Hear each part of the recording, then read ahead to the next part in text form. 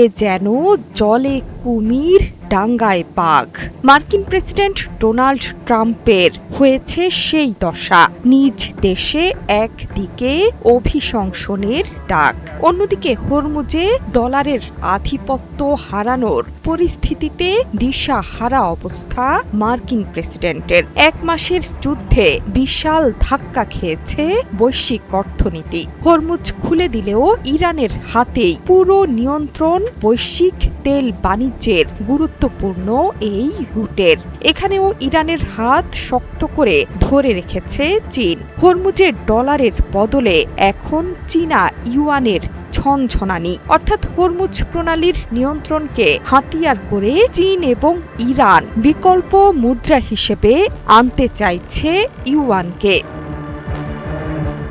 এক বিশেষ প্রতিবেদনে ইউয়ান এবং ডলারের প্রতিযোগিতার আদ্যোপান্ত তুলে ধরেছে কাতার ভিত্তিক সংবাদ মাধ্যম আল জাজিরা। ডলার নিয়ে দীর্ঘদিনের অভিযোগ, আন্তর্জাতিক বাণিজ্যে ডলারের প্রাধান্যকে ব্যবহার করে প্রতিপক্ষ দেশগুলোর ওপর চাপ সৃষ্টি করছে আমেরিকা। বৈশ্বিক তেল বাজারের প্রায় ৮০% লেনদেন হচ্ছে ডলারে। এই প্রেক্ষাপটে এখন নতুন অর্থনৈতিক কৌশলের কেন্দ্রে পরিণত হয়েছে হরমুজ প্রণালী। মধ্যপ্রাচ্যের গুরুত্বপূর্ণ এই জলপথ দিয়ে বিশ্বের প্রায় 1/5 তেল পরিবহন হয়ে থাকে।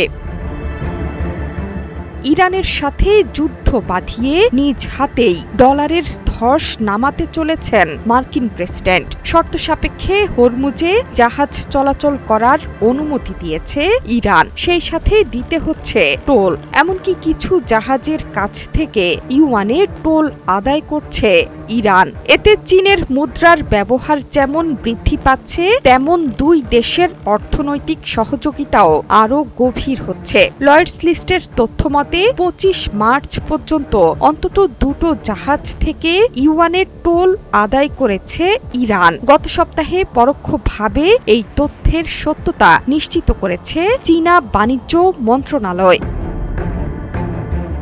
ইরানও সামাজিক মাধ্যমে দেয়া পোস্টে বলেছে, বিশ্বের তেলের বাজারে পেট্রো ইউয়ান যুক্ত করার এখনই সময়। বিশেষজ্ঞরা বলছেন, একদিক থেকে ইরান যুক্তরাষ্ট্রের চোখে আঙ্গুল দিয়ে অপমান করতে চাইছে, অন্যদিকে মার্কিন নিষেধাজ্ঞা এড়াতে এবং মিত্র দেশ চীনের সঙ্গে সম্পর্ক দৃঢ় করতে ইউয়ানই এখন আধিপত্যের চূড়ায়। এছাড়া চীনও নিজের বাণিজ্য এবং ব্রিক্স দেশগুলোর বাণিজ্য ইউয়ানে রূপান্তর করতে কাজ করছে ধারাবাহিকভাবে। এই উদ্যোগ দুই দেশের জন্যই লাভজনক।